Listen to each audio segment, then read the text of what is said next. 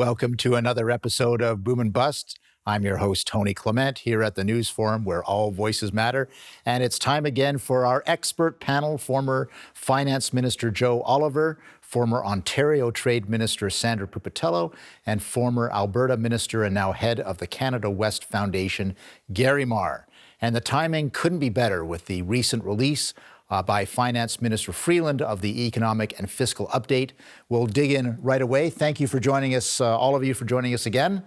We just heard about the statement, the economic statement from Minister Freeland earlier, just a few days ago. What are your top of mind thoughts about this economic statement? Joe Oliver, you're a former federal finance minister. What did you take away? Well, quite frankly, Tony, I'm really deeply concerned. I mean, we're talking here about a deficit this year equal to the entire, deficit this year equal to the entire debt that the country incurred since Confederation. We're looking at something like 400 million this year, a little bit under, but over $500 billion in 2 years and over 600 billion in 4 years. And added to that will be $75 to $100 billion in extra stimulus. We don't know precisely in what years that's going to arrive. So we're talking about, gigantic numbers here, and sort of terrifying numbers. And while there wasn't much specificity to the economic statement, those numbers inevitably had to come out, and they are a deep concern. Now, of course, one will hear that expenditures were necessary, very large expenditures were, and I agree completely. But we're talking about tens of billions, perhaps over $100 billion that went to people that didn't need it, weren't affected by COVID, and were actually discouraged from going to work or opening up businesses because of some of this largesse that was handed over to them. So it didn't need to be that big. It didn't need to be limitless. And now we've heard from the Minister of Finance that it can't be infinite. On the other hand, we'll do whatever it takes. So it seems a bit contradictory. Well, and of course, when you say it can't be infinite, well, what about close to infinite, which it seems where we're at. We've got a lot of new social programs coming at precisely the time we can't afford them. And then, of course, looming over all this is the Great Reset that the Prime Minister We'll get to that. Don't to. worry, Joe. We'll get to that. Yeah, and frankly, we can talk about that later. We will. Just one comment. What we're hearing from progressives are two things are vacillating between: one, that it's a grand conspiracy by the alt-right, and two, that it's an absolutely wonderful program with robust policy. Progressive policy ideas. Sandra Pupatello, I just want to give the baton to Sandra. Sure. She has a good right of reply, obviously maybe a different perspective, but Sandra, what did you take away from the economic statement and maybe Joe Oliver's analysis? Well, I'm going to surprise all of you and tell you that I disagree with him on that. I will say that I listened, and I wasn't surprised. I don't think anyone was. Why? We are in unprecedented times. If there was time for an unprecedented large number, this is it. This goes beyond the Great Recession that our good minister here had to preside over himself, with huge increases in the Harper Day budgets. It's just the way it is, and it's like this around the world. So I'm impressed that there was a focus on help to, frankly, the families that are part of the economy that haven't rebounded, because we are seeing a very disparate response in how we're getting out of this. And well, first, we're not out of the health portion yet, but trade is improving, but our energy sector isn't. Automotive is rebounding, but our service and tourism isn't. So when you think of the people impacted in those sectors, women, for example, I mean, if the kids are home, they don't have a babysitter for their kids. It's hard to get them back into the workforce. So a focus on childcare, frankly, music to my ears, long time coming. We've worked on this, as you know, for decades. So some of this, frankly, was what is needed, because I have to say, I'm going to challenge you to say, how bad will it be when the businesses are actually shuttered for good? Then what are we going to do? They need to have a job to go back to.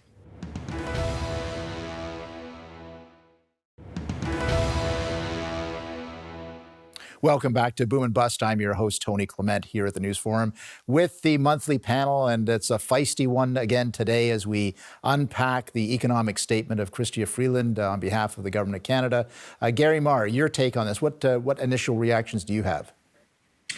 Well, I think that we should look at the fall economic statement as being the second part of a three-part movement by the federal government. Joe said something earlier on. He said, we'll do whatever it takes. You'll recall that those are words spoken in the throne speech in September of this year.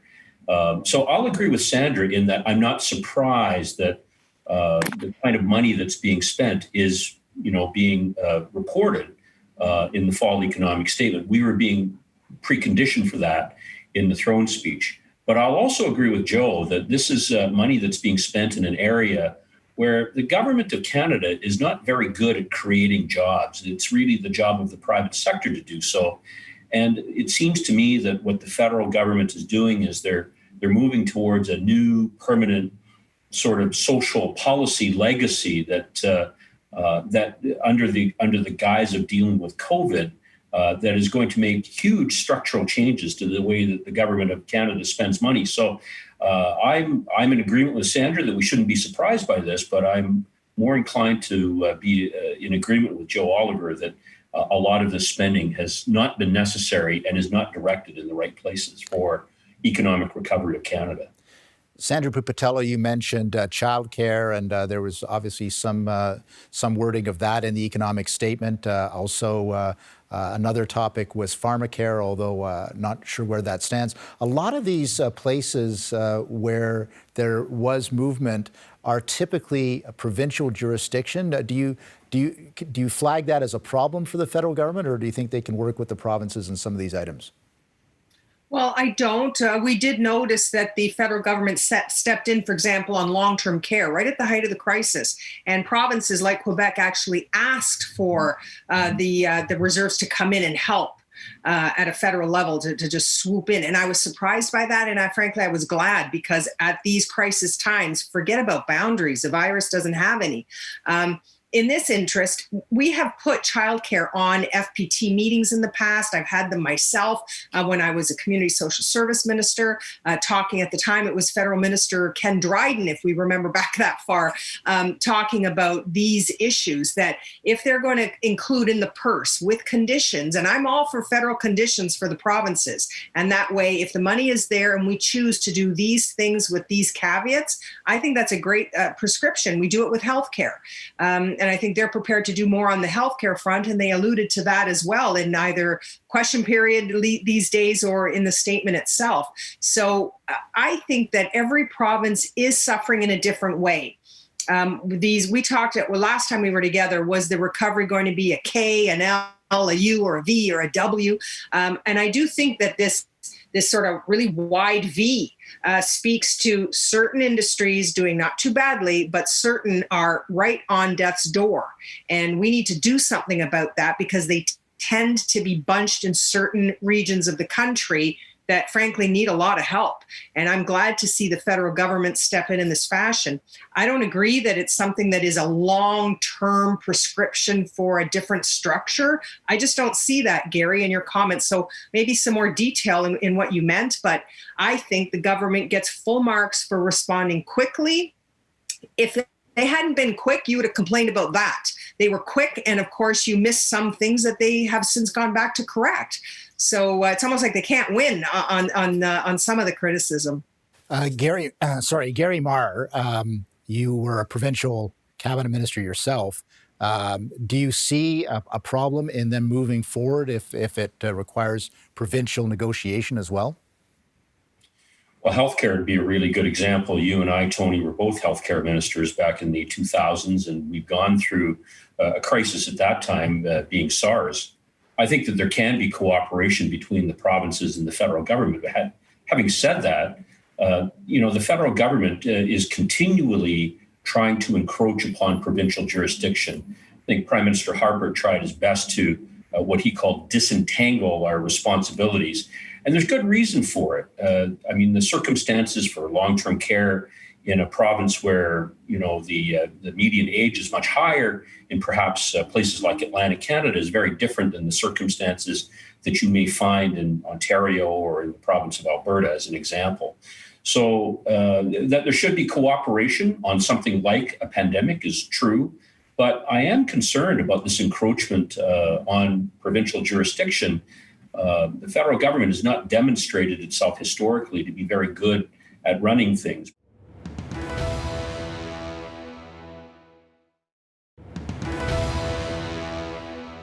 Joe Oliver, I want to just dig a little bit deeper because you did mention the fiscal realities of this economic statement and your view of where this is taking us in terms of taxes, in terms of growth and productivity in the private sector. Maybe expand on that a little bit.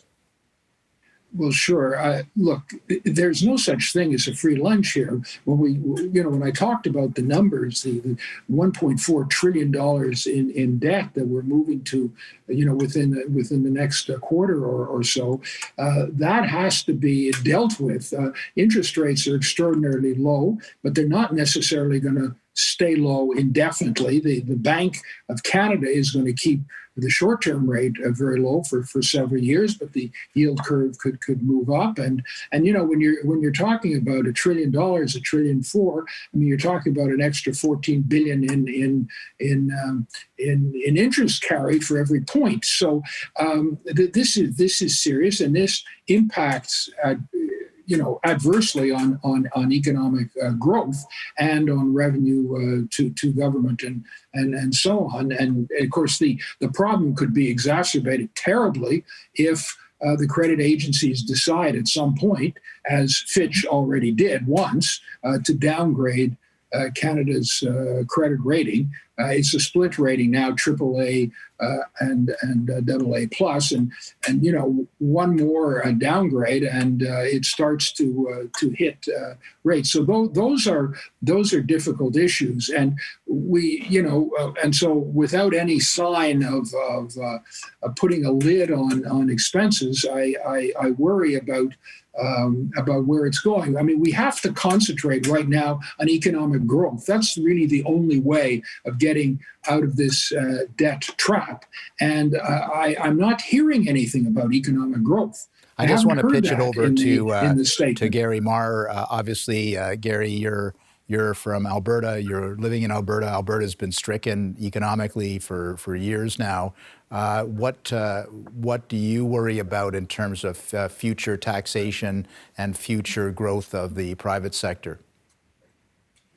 Well, Sandra actually referred to something earlier on, saying how different regions of the country have been affected differently. And of course, for Western Canada, the natural resources sector has really been hard hit by things since 2014.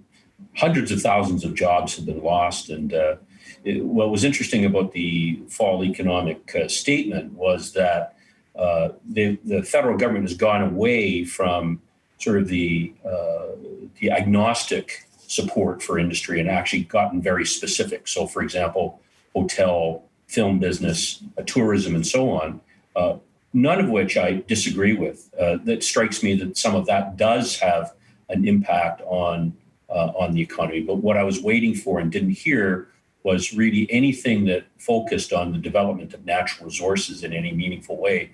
About 1/3 of the GDP of Canada depends upon exports. And a lot of those exports come out of Western Canada. The idea of focusing, for example, on infrastructure that can help us move more product abroad and prepare us for the recovery of the world's economy would be an important part of being able to put people back to work on real projects. I'm quite interested in the idea of national infrastructure. I mean, Tony, I'm as old as the Trans-Canada Highway. That was completed in 1962, and that was really the last piece of national infrastructure that we had built in this country.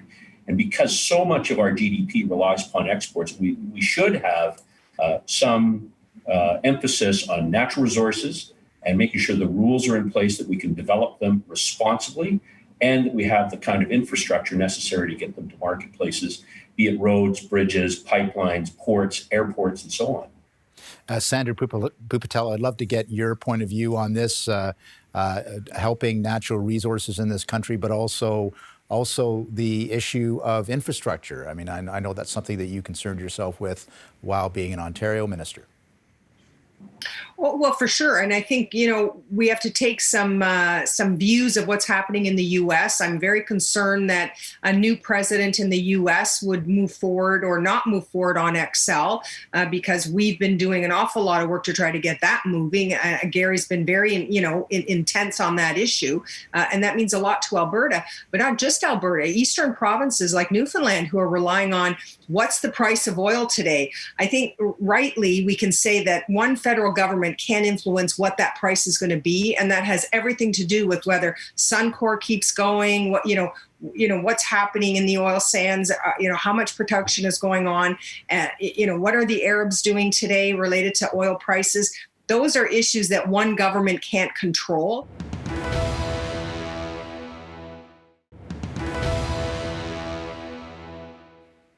Welcome back to Boom and Bust. I'm your host, Tony Clement, with our monthly panel as we unpack Canada's economic statement. Sandra Pupatello, I had to break away from you for the break. Please continue with your thought.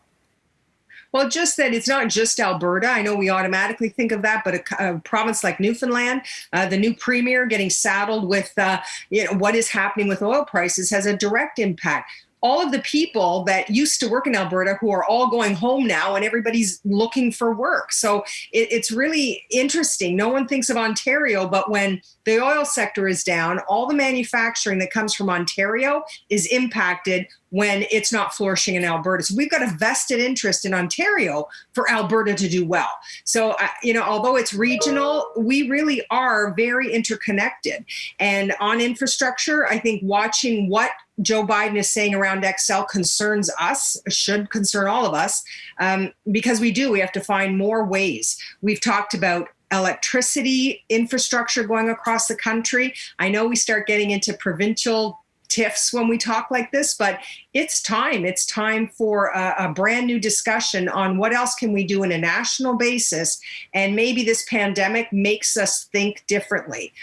It'll make us say, you know what, this is the time. Let's leave all our baggage at the door and come together for a brand new conversation about our restart and building back better. We've got about 3 minutes left. I'm going to give each of you equal time, a minute each. Joe Oliver, is this the start of what has been called the Great Reset, the idea of using this pandemic as a jiu-jitsu move to the Green New Deal or some other socialist paradise? You first. Sure. First, I want to say that I'm in violent agreement with Sandra on the need to develop our natural resources and with Gary as well. This is absolutely crucial.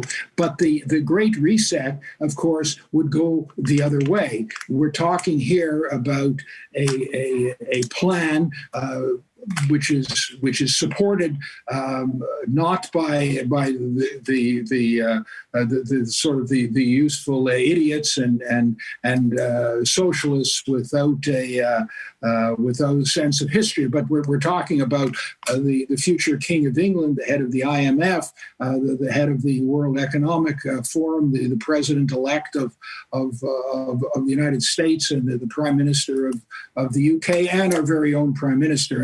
And we're talking about a lurch to the left, more government involvement in the economy, and really a transition out of oil and gas and some of the less practical environmental policies. I'm going to take that as a yes. This is not the way towards growth and prosperity. Let me tell you.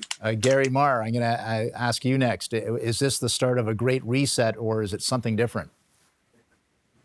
Well, it strikes me that this is, as I said, the fall economic statement was the second of three parts. The third part that we'll see is a spring budget. And I, like Sandra, I think it's fairly predictable what's going to be in that budget. There will be a great deal that will focus on social programs. Would you call it a great reset? I'm not sure if I would go that far, but it does strike me that spending tens of billions or $100 billion more on programs that aren't germane to the economic development of Canada, I think is probably a move in the wrong direction. I think that there's good reason to be deficit spending at this point for the right kinds of programs, but it strikes me that the direction that the federal government is going is probably not the right one for economic development. We're going to give the last word, the last couple of dozen seconds to Sandra Pupatello. Is this the start of a socialist paradise? Well, I think we get caught up in nomenclature, not even sure what it means anymore. So let's forget all the language, reset, start over, rebuild. All I know is there's several sectors in Canadian economy that need a reset because they're on the edge. And I hope that they see government reaching forward to help. Aerospace, tourism, service industries. I mean, we need those industries. They're a big part of lots of communities. And I think the kind of programs, call it social if you will, but it's helping those workers. Others didn't need as much and perhaps didn't get as much. But there's no question that we're in a reset, whatever definition you want to give that. And I want to be positive about the impact it's going to have on the Canadian people. We're going to have to carry on this conversation in January when the panel meets again. I want to wish the best of the holidays to all of our guests, and we'll catch up with them in the new year.